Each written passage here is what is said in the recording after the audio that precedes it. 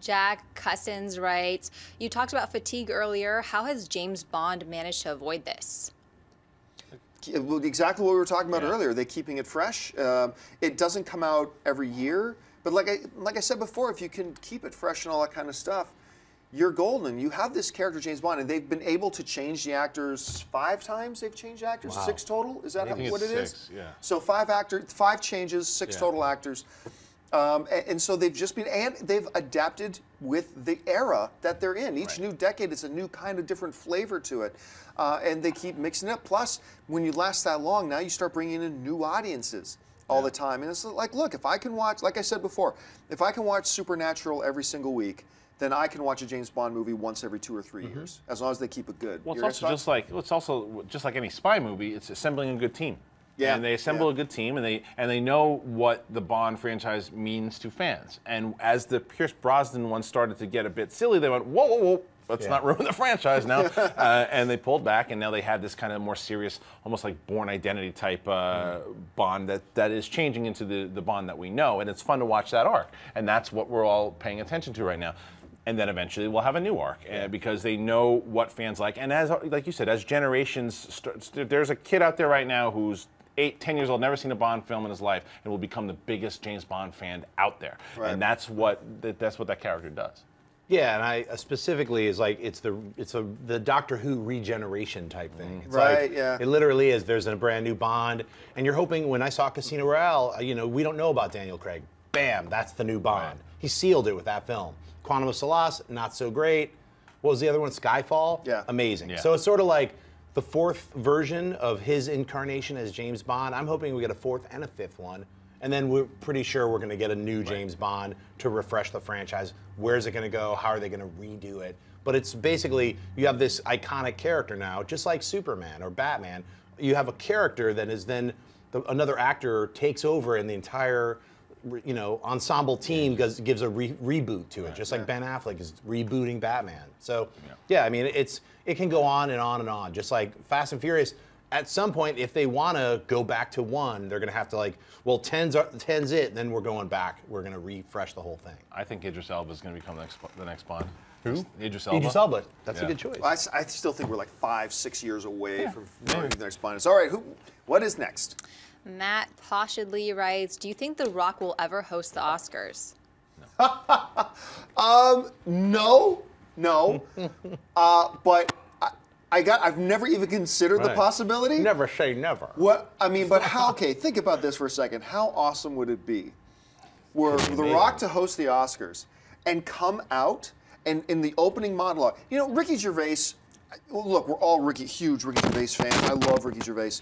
But I wasn't a huge fan of him as a host of the Golden Globes because I just found he wasn't able to find that balance about how to poke fun and roast the guests without it feeling awkward and actually offensive a little bit. And that takes a lot of skill. It's a very, very fine line. But could you imagine The Rock coming out and the opening of the Oscar ceremony and spend 10 minutes smack talking the different people in the audience, you Rudy Poo Candy, or whatever, talking about the different people in the audience? I would be in my glory.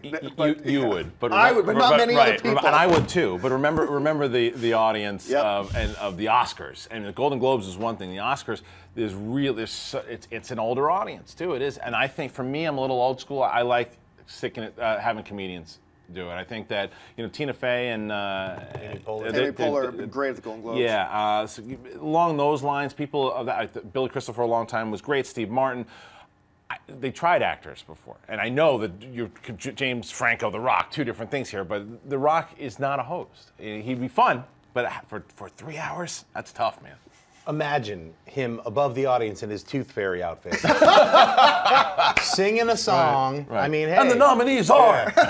Or you could have the tuxedo and just rip it off, and then have a wrestling outfit on. I mean, he closes the person he doesn't think should have won the award. If he's not the host, he should be at least in a segment. I'd say that would be amazing. That'd be fun. Or present something. That would be fun. So no, if I was the producer of the Oscars, I would not have him host the Oscars. But there's that little bit of fanboy in me. It's like, how fun would that be? All right, what's next? Chris Marabella writes, after 3 flops, do you think Robert Rodriguez's career is over? funny. We were my just God. talking Right about before we went on that. air. Crazy. Yeah. Are they listening in? Yeah, seriously. What are the three? I mean, we got Sin City. Machete We got Kills. Machete. What was the third one? There's another B-movie type thing. Whatever. But anyway, the status right now of Robert Rodriguez. Yeah, we were actually just talking about that. We were like, has he done a non-grindhouse, non-schlocky B movie ever? And we were saying, well, Sin City. And I was like, well, Sin City also had Frank Miller and all that amazing graphic novel flavor put in. He basically had living storyboards and, you know, Frank Miller to work with to make the first Sin City.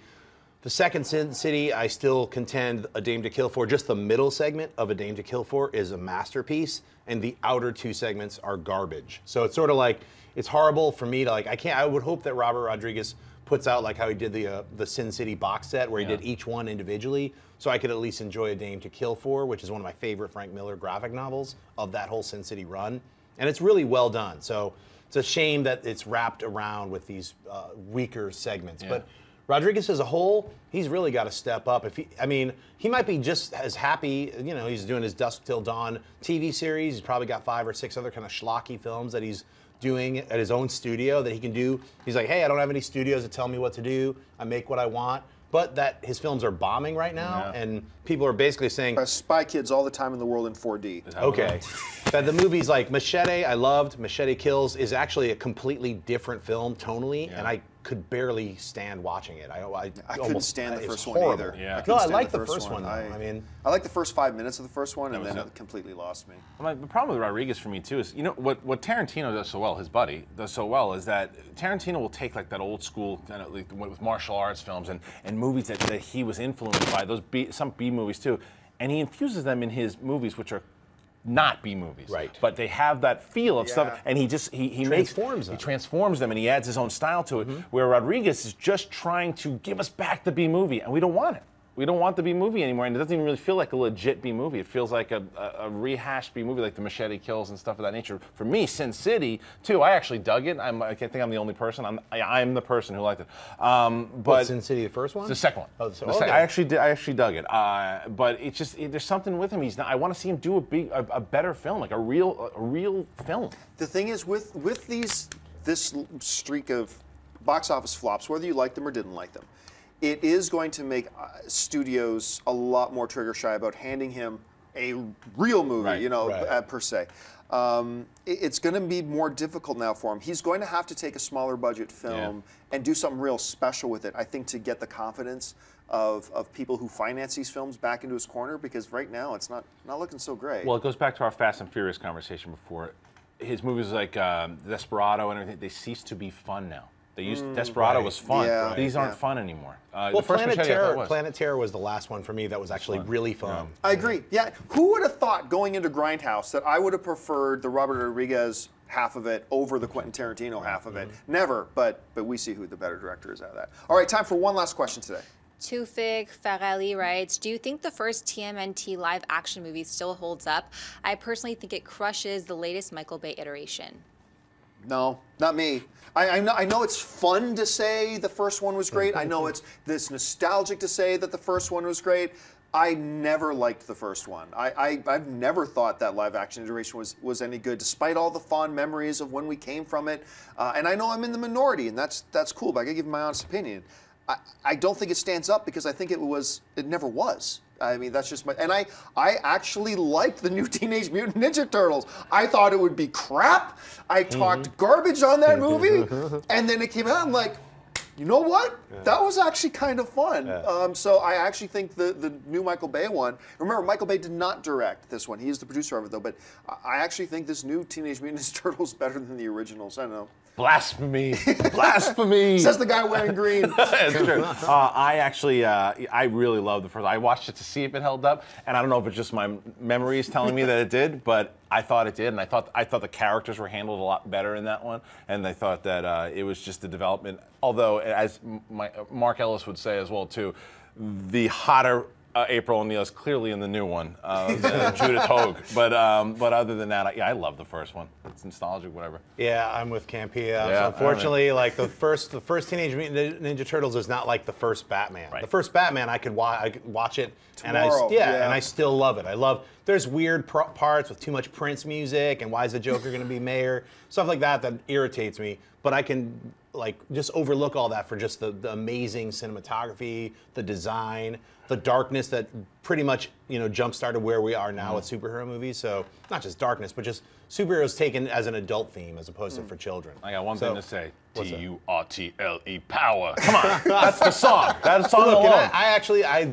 actually enjoyed the new Teenage Mutant Ninja Turtles. I like you was like, I don't even want to see it, and then it was like just like a fluke afternoon. I was like, I guess I'll see it, and I really enjoyed it. Yeah. So I don't know what to say. Hey everyone, if you like this video, click that thumbs up button and make sure to subscribe to our AMC Movie News YouTube channel. It's free and helps you stay up to date with all the latest movie news, as well as our daily AMC movie talk show. Also, make sure that you follow us on Facebook and Twitter to stay up to date with all of our special promotions, contests, and prize giveaways.